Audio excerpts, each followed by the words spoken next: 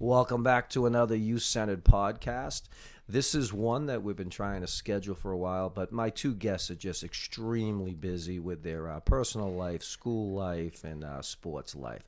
I have with us today, we have Jack J-Mo Morin, and we have Jackson the Berberich.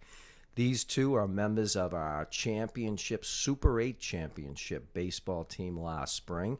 And we've been trying to get together to talk about what was that run all like or whatever. And both of these guys are seniors at the high school now. So as juniors, they won the Super 8, and they've got a lot to say about last year's team as well as what they see with the baseball program this year. So first of all, fellas, thank you for coming on the Youth Centered podcast.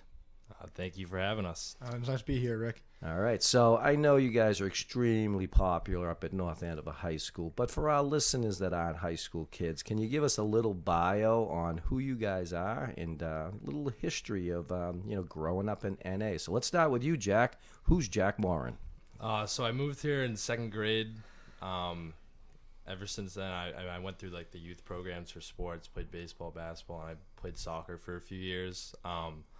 Now in high school, I'm a two-sport athlete.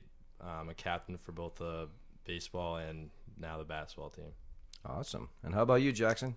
I moved here in third grade from Chicago, so I kind of grew up there. But ever since then, I've been playing three sports in the youth programs, baseball, soccer, and basketball. And I've been enjoying them throughout high school and for my entire life.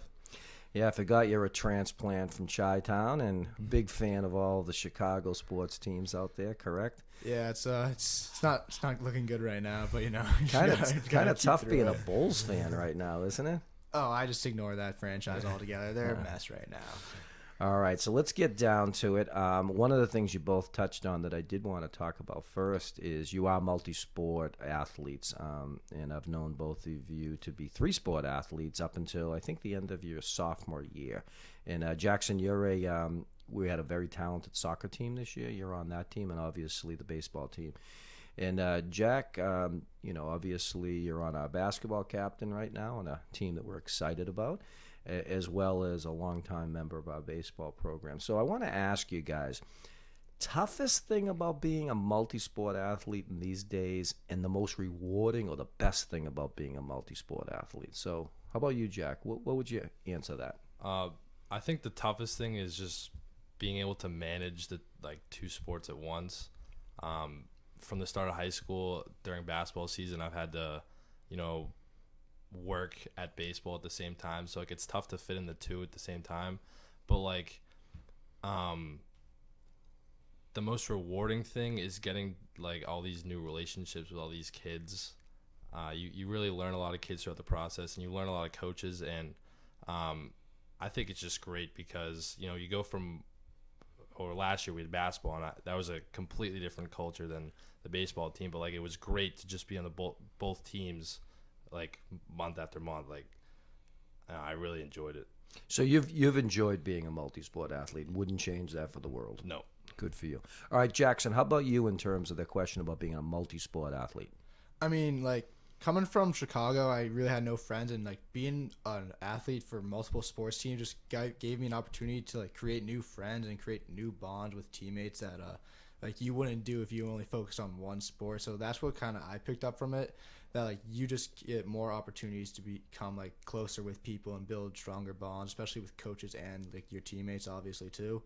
And also I feel if you play more sports and they help you in your other sports, basketball, hand-eye coordination helped me with baseball, and vice versa. Soccer, my footwork helped me in basketball and baseball too. It just helps you a lot more. And the only disadvantage I'd say would be, like JMO said, the conflict. I remember back in middle school, I'd have a soccer game and baseball game at the same time, so you'd have to pick one over the other, and those were the tough decisions that you had to make, that you would think you'd be letting your teammates down, but you have to go to your other game. That's the only disadvantage of being a multi-sport athlete. Yeah, I mean, we did a podcast about a year ago with probably, in my 30-plus years here, the most decorated three-sport athlete in North Andover, Jake McElroy.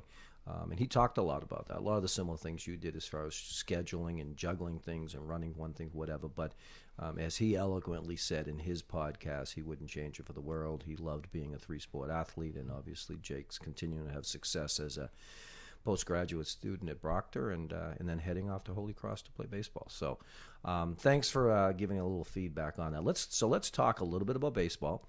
I joked with you off air that our illustrious Eagle Tribune editor, Bill Burt, describes North Andover as a baseball town. And although I think we've had some very successful baseball, I always look at it as we're a very successful sports town, and not one specific sport in general. And being here as long as I have, I've seen a dynasty in wrestling. I've seen some really good basketball programs. Some of our girls' teams are incredible.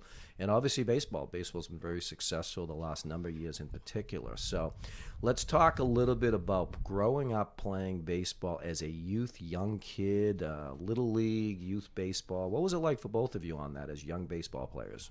I thought it was great. Little League, I always played with my friends, so I mean, me and Jackson have always been on the same team since he moved here, so it's been great. It's like, what was I gonna say?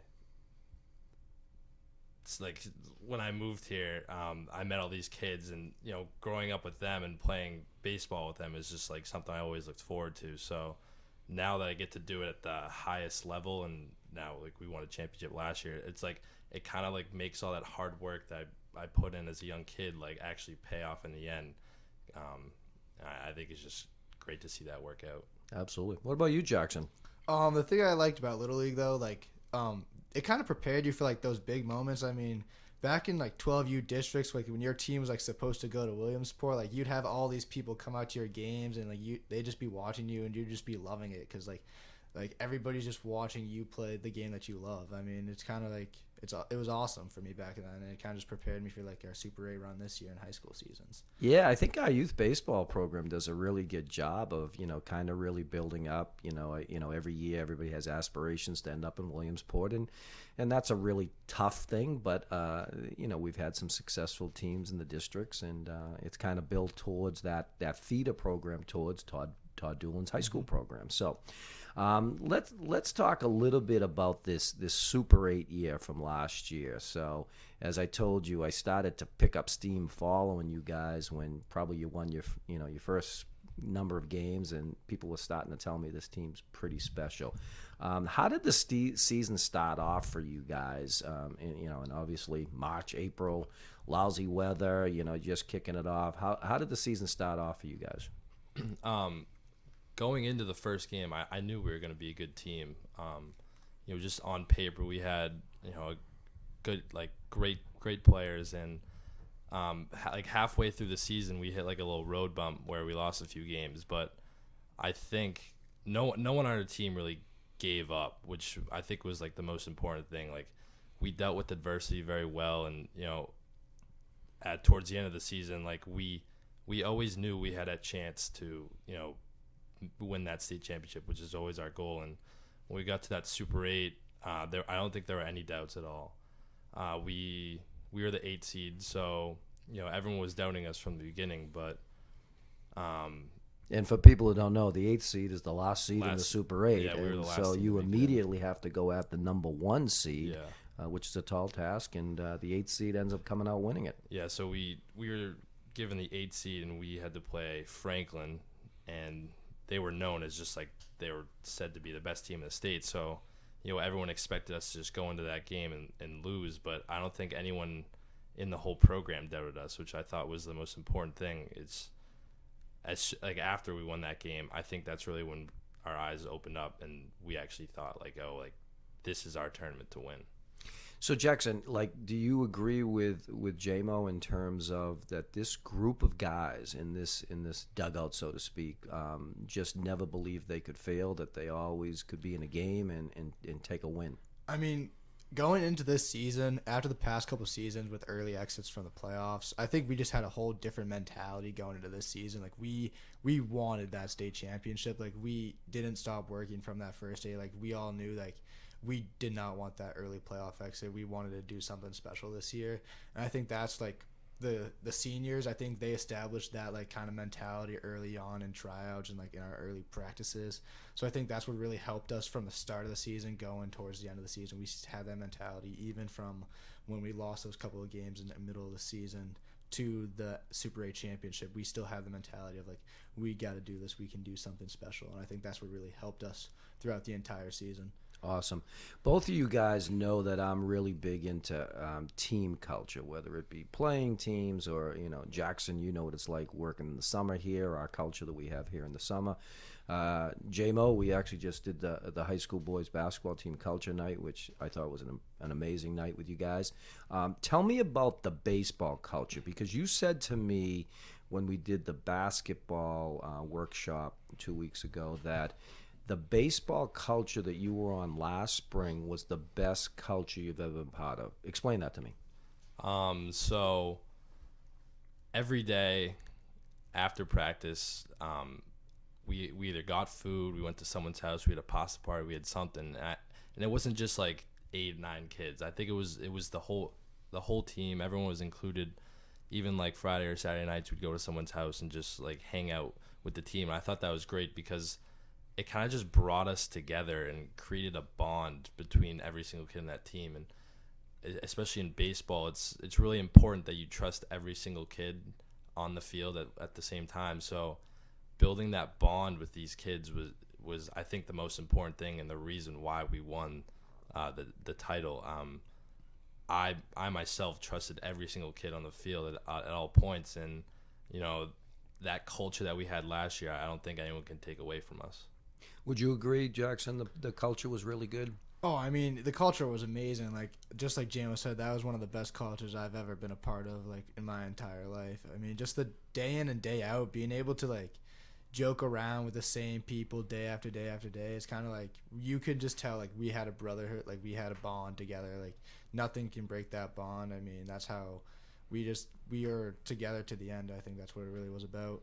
Now, who was probably instrumental in creating that culture? Was it Coach Doolin, the staff? Was it more of the seniors, Jake McElroy, Sebastian Keane, those guys? Who built the culture last year that was so good? I mean, Coach really, he did a great job in allowing us to be ourselves. But I think like the seniors are really what brought us together.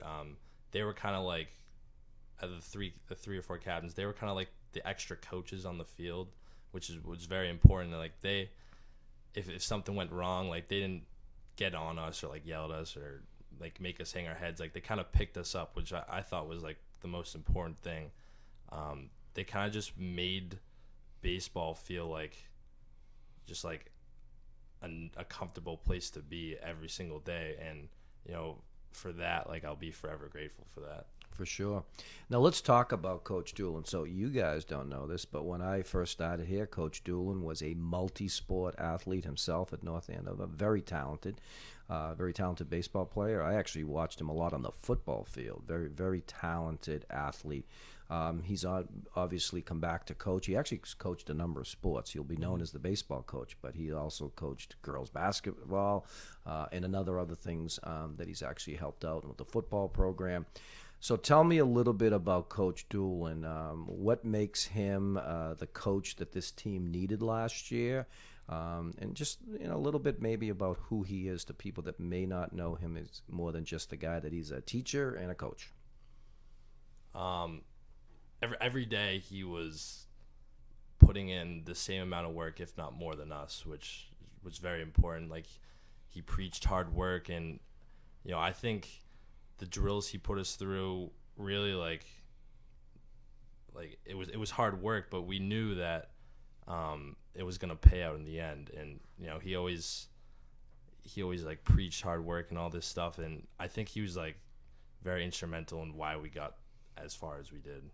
Do you agree with that too, Jackson? I mean, you could see that he was invested in this baseball team. Like some days on rainy days, like in his free periods, you could just see him working on the baseball field, trying to make it like able for us to play. Because that thing down there, it's not the greatest thing. You need all the work you can get. Like we saw that he wanted this just as much as we did, and we could see that. But also like just the way that he coached, like we were a team that like we can push ourselves, but when we needed it, like he would let us push each other, but when we needed it, he would be the one to push us all, I think, and that's what like helped us a lot, because when it like came down to it, he would get on us, and I think that's what really helped us in the end. Now, you also had a good staff of the number of people, but one named Dave Blanco is a big-time baseball guy for many, many years in our community in the region. Tell me about Dave Blanco a little bit. He just has so much baseball knowledge, and it's just a great leader to have on that program. You could go to him with any question, you know that he'd have the answer to that, which is like it's a great person to have on the team. Jackson, tell me at what point, and again, we start the spring sports in the snow in March, and it carries through the spring. At what point did this team think they were Super 8 good? I mean, like, I was like going into the season, obviously we knew we were going to be good, but I think after like our first win streak, when we were undefeated for that certain amount of games, I think we all realized that we could do something special with this team. I think like our coach Doolin, he purposely scheduled like a really tough schedule for us, like so our resume could be good enough to get into the Super 8. But I thought like when we could beat those teams on our tough schedule, I think that's when we all realized like we're gonna do something special this year. So the guy that gets mentioned a lot on this team is Sebastian Keane.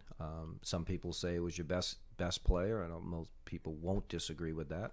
Obviously, a very talented player who's taking his talents to a different level now, both in college and hopefully the pro game. How good is Sebastian Keane, J-Mo?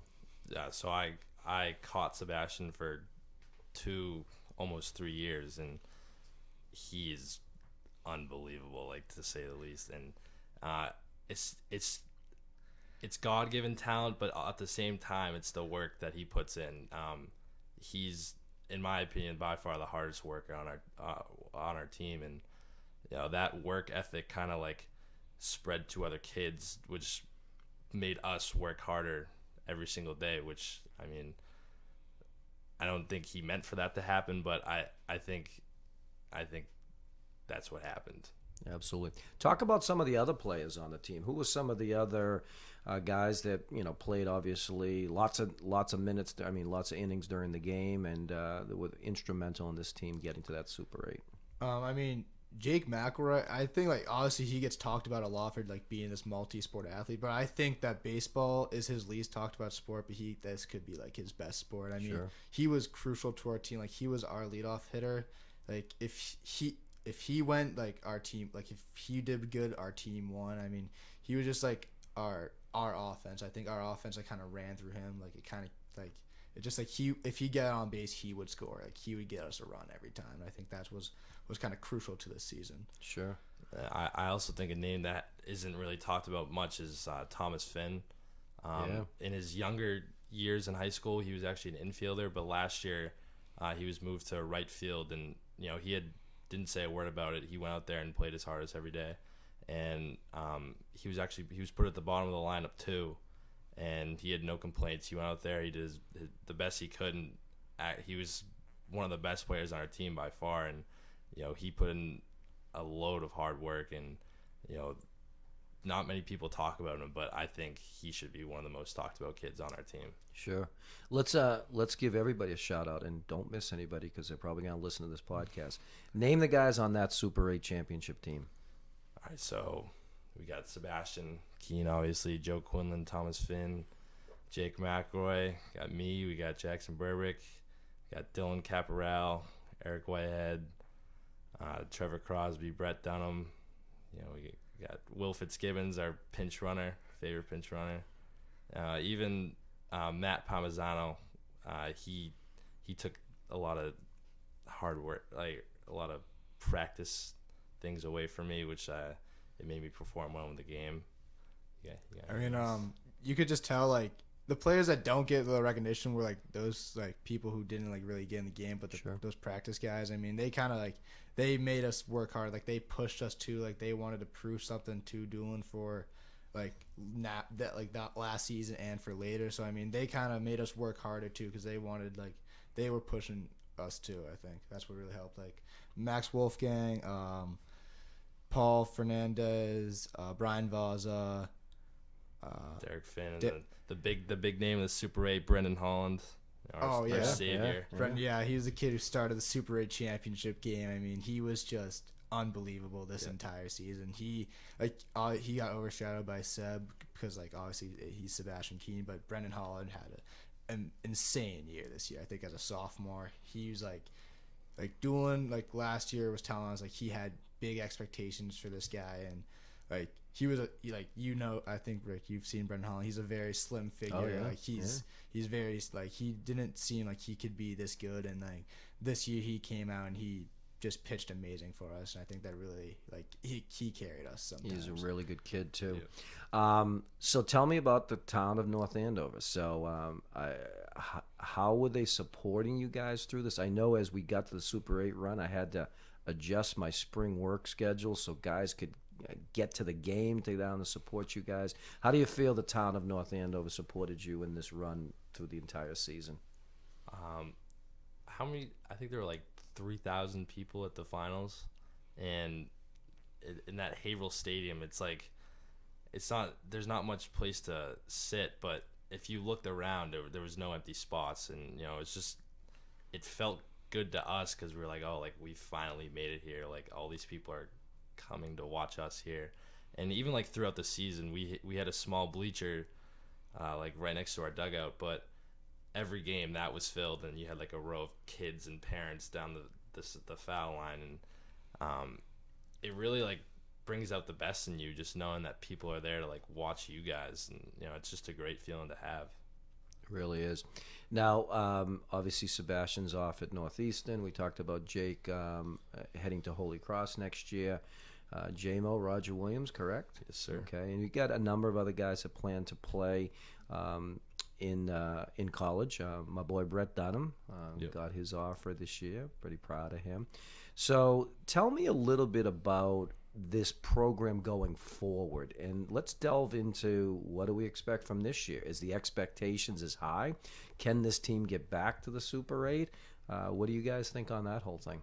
I think it's kind of a lot like basketball. We lost a lot of guys from last year, and I think a lot of people are going to be down on us, but I actually think we're going to be really good this year. There's just the culture we have and the brotherhood that it's not going to be lost. We're still going to have that, and I think that's going to will us towards hopefully another state championship, because that's always the goal. What do you think, Jackson? I think a lot of people obviously we're going to miss our seniors a lot, but what people don't realize is that our underclassmen, I think, coming up are really talented, and I think that's what during soccer season, that's what helped us. We had 4 sophomore starters on the field, and they all stepped up and played at a senior level.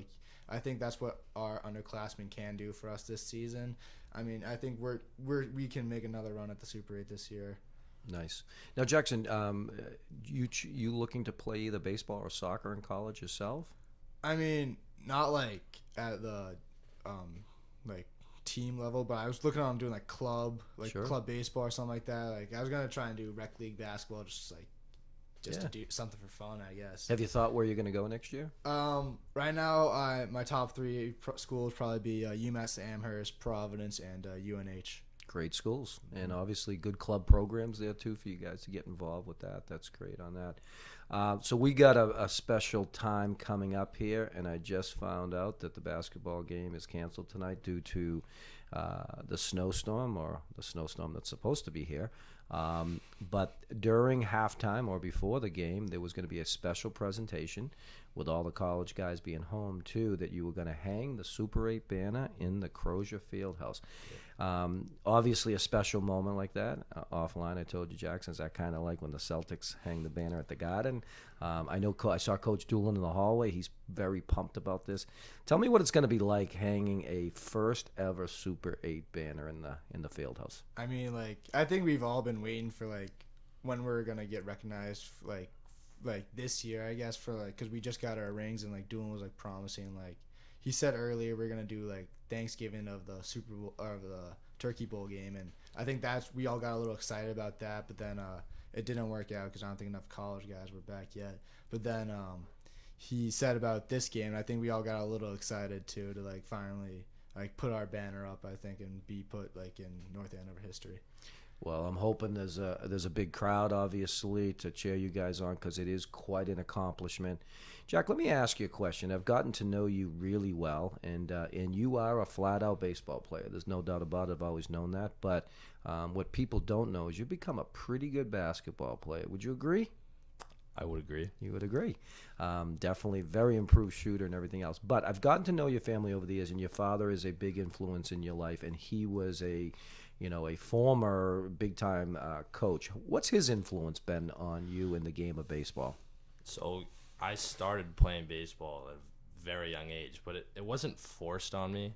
I think it was kind of just like introduced into my life, and if I wanted to do it, then I could do it. And it was just fun for me at a young age. And growing up, he's just been like that second coach that I always have at home. Like I come home from a bad day, he'll be like, "Oh, like your swing's not there today. You gotta improve that tomorrow." And it's just like a great influence to have at home because he's not going to be at the field at all times. So I'm really grateful for him. Yeah, pretty lucky to have that. And you have a brother, Connor Morin, who is playing up at New England College. Yep. And Connor works for us here too. And I affectionately always tell Connor he's no longer known as Connor Morin. He's known as Jack Morin's brother. Yep.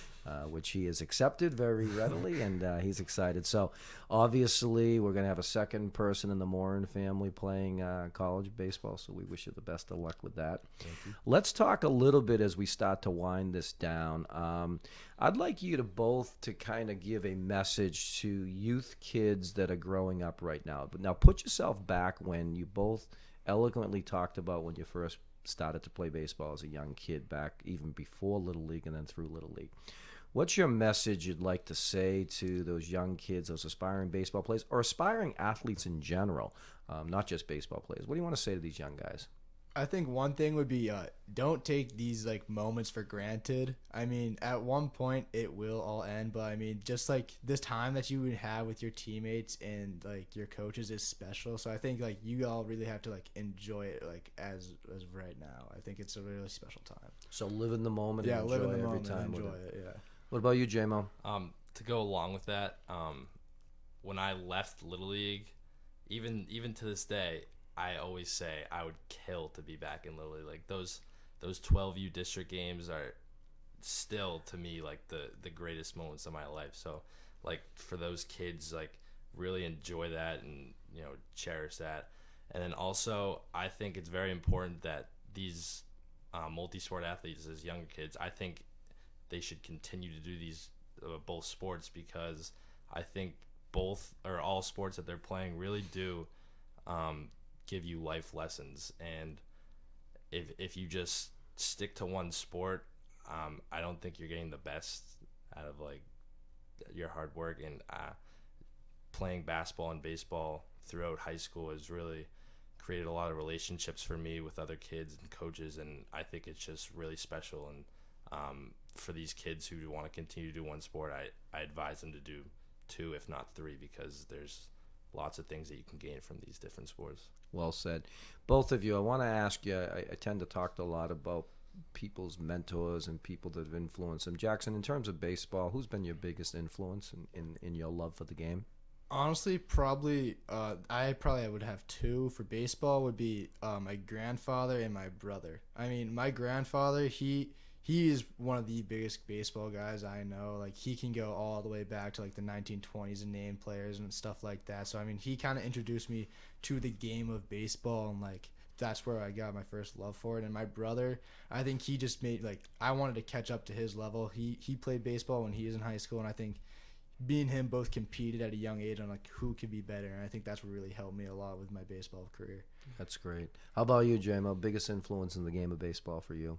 Gonna have to say my dad. We've always played baseball together, and there's just some special moments that you can never take from us, and I think it's a great person to have in my life. Jackson said his brother, and I just want to say Connor was never my role model. I always thought I was better than him, and to this day I still think that. So I would say my brother's a role model, more of an influencer, competitor. I don't know about an influence, but I always thought been better than him, and I still think I am. Well, I do got to tell you, though, Connor is a living legend at the men's softball league during the summer out here, where routinely he lands balls up on Milk Street. That's why I refuse to park up there during the summer. So, all right, got a couple last questions, and we'll let you guys get out of here. Take me to that final game. You talked about 3,000 people. You talked about when and how did you feel during that day when it was all said and done that you were the best baseball team in the state of Massachusetts? So, through the Super 8 games are 9 innings, and the first inning through the 8th inning, it was kind of like locked into the game, and then we got to that 9th inning, and you get the first out, and you kind of got a little rush, and then you get the second out, and you're like, oh, like, this is really going to happen. And then the last kid hit a ground ball to shortstop. I was like, oh, my God, like, this is going to happen. And, you know, I don't even remember, like, what I did. I kind of just, like, dropped my stuff, and I ran out there, and it was kind of like a blur at the time. And then it didn't really hit me for a few days. And then one day, like, we were just all hanging out again because, you know, we just had a great brotherhood, and that's when it finally hit me. I was like, oh my God, like, we are state championships. Like, we're a state championship team. Like, no one can ever take that from us. How about you, Jackson? I mean, on that last play when that ground ball went to Jake and he tossed me the ball at second base for that final out, I couldn't believe what actually just happened. Like, St. John's Prep obviously is a great baseball program. Like, they're famous for their baseball program, and I think when we beat them, I think that, like, made a statement, like, we can compete with these schools. And I think, like, that it was just like in awe of, like, I think everybody was just like, what did we just do? I think it was just a moment of just, like, pure joy for me. And I can tell just how you're talking right now. You guys, you're reliving this right now. This is a great feeling for you guys, and I'm sure when they hang the banner in the field house, that's all going to rush back again. Oh, yeah. Sure. Let me tell you, I'm both proud of both of you guys. I get to see you. I'm not a baseball savant, but you guys have worked for me. You guys have hung out here at the youth center. I'm very proud of the young men that you guys have become. And I'll go to your point, J-Mo, life lessons. And I think baseball, as well as many things in your life, are going to help you guys become unbelievable adults and productive, and you know, hopefully give back to the community that's been really good to you guys. And as you go on to your own life and have your own kids, be those influences that your grandfather and your father and your brother, along with you, J-Mo, with your father and brother and other people too, you know, and give back and keep this great game of baseball going, and keep this town being known as a great sports town in general. So I want to thank you on behalf of everybody here at the Youth Center to come on the Youth Centered podcast. And you guys were great. Thank you, Rick. I really enjoyed this. Yeah, thank you for having us. So this wraps up another podcast. We're excited. We'll have this up later today in the snowstorm, and people can check it out tonight on all of our podcast sites, as well as our Youth Center YouTube channel. Next week, during Christmas week, we got a really special podcast, bringing our old friend Anthony Sederi back, who I've seen grow into from a young kid all the way to a husband, a father, a business owner, and he's coming in to talk about something that he talks a lot about to kids in this town, addiction, a lot of his own experiences and things that we're working with that. So excited to have Anthony. And then we're going to be having the announcement of who the youth of the year for the Youth Center is, and we'll be having a podcast with them as we start the new year. Again, as we always say, if you have any ideas for us for topics, let us know. If you have ideas for guests or people that want to come on the podcast, let us know. We're trying to do this every week, and I want to thank everybody for supporting our youth-centered podcast. And as we finish every podcast, we always say too much passion is never enough passion.